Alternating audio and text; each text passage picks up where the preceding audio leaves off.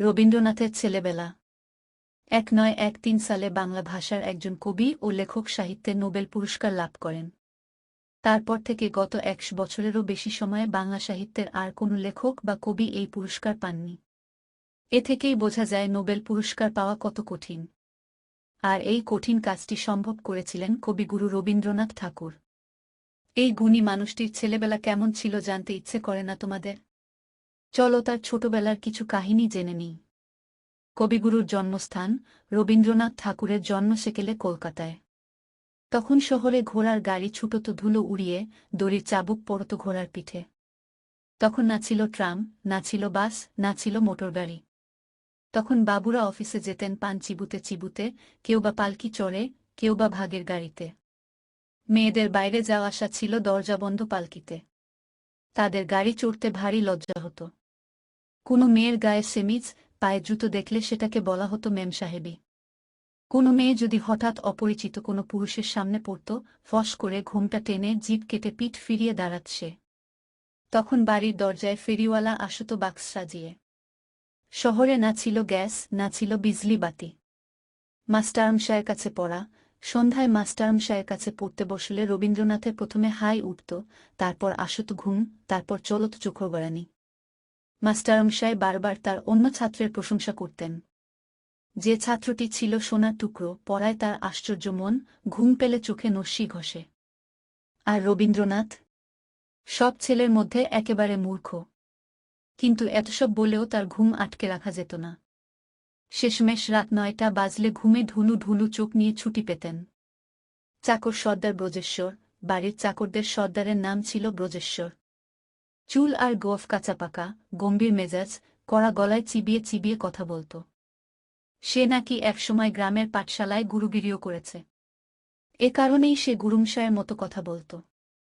বাবুরা বসে আছেন না বলে সে বলত বাবুরা অপেক্ষা করে আছেন। শুনে বাড়ির বড়রা হাসাহাসি করতেন। চলনে বলনে ভারী কি হলেও ভেতরে ভেতরে তার খাবারের লোভ ছিল বেশ।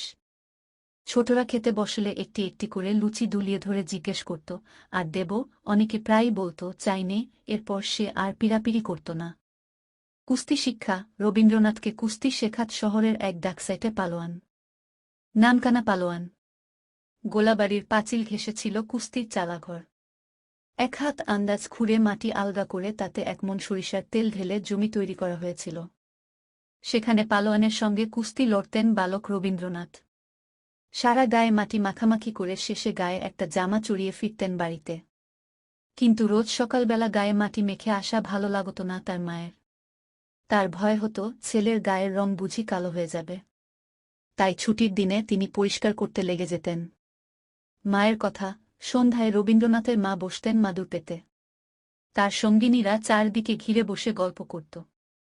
সেই মজলিসে গল্পগুজব হাসিতামাশা হতো। রবীন্দ্রনাথের মায়ের সঙ্গিনীদের মধ্যে প্রধান ছিলেন ব্রজ আচার্যিনী। তিনিই এ বৈঠকে প্রতিদিন নতুন নতুন খবর সরবরাহ করতেন। রবীন্দ্রনাথ সেই সভায় মাঝে মাঝে পুঁথি পড়ে শোনাতেন সূর্য পৃথিবী থেকে ৯ কোটি মাইল দূরে। তার পড়া ঋজুপাঠ ২য় ভাগ থেকে বাল্মীকি রামায়ণের কাহিনী শোনাতেন। এসব শুনে তার মায়ের তো চোখ কপালে উঠে যেত। তিনি ভাবতেন এসব শ্লোক স্বয়ং নারদমুনি ছাড়া আর কারও মুখে শোনা যাবে না। মায়ের মন তো সন্তানের সব কাজকে তারা এমন বড় করেই দেখেন। বিজ্ঞান শিক্ষা, সপ্তাহের ছুটির দিনে সতীনাথ দত্ত নামে একজন প্রাকৃতবিজ্ঞান শিক্ষা দিতে আসতেন বালক রবীন্দ্রনাথকে। এই শিক্ষাটি রবীন্দ্রনাথের কাছে বেশ আকর্ষণীয় ছিল। জাল দেবার সময় তাপের কারণে পাত্রের নিচে জল পাতলা হয়ে উপরে ওঠে আর উপরের ভারী জল নিচে নামতে থাকে, এজন্যই জল টবক করে। কাচের পাত্রে জল নিয়ে আগুনে চড়িয়ে এসব যখন দেখাতেন মাস্টারমশায়, তখন বিস্মিত হয়ে যেতেন বালক রবীন্দ্রনাথ। দুধের মধ্যে জল জিনিসটা যে একটা স্বতন্ত্র বস্তু, জাল দিলে সেটা বাষ্প আকারে উড়ে যায় বলেই যে দুধ গা হয়, এ কথাটা যেদিন তিনি বুঝতে পারলেন সেদিন খুব আনন্দ পেয়েছিলেন। যে রোববারে সতীনাথ দত্ত আসতেন না, সে রোববার তার খুব খারাপ লাগত। এছাড়া ক্যাম্বেল মেডিকেল স্কুলের এক ছাত্রের কাছে অস্থিবিদ্যাও শিখতেন তিনি। বাবার কথা, অনেক দিন প্রবাসে থাকার পর রবীন্দ্রনাথের বাবা যখন অল্প কয়েকদিনের জন্য কলকাতায় আসতেন, তখন পুরো বাড়ি গমগম করত। বাড়ির বড়রা জোবা পরে, পরিচ্ছন্ন হয়ে, মুখে পান থাকলে তা বাইরে ফেলে দিয়ে তার কাছে যেতেন। রান্না বাড়ায় কোনো ত্রুটি যাতে না হয় সেজন্য রবীন্দ্রনাথের মা নিজে যেতেন রান্নাঘরে। বৃদ্ধ কিনোহরকরা তার তকমাওয়ালা পাগুড়ি ও শুভ্র চাপকান পরে দরজার সামনে পাহারায় থাকতেন।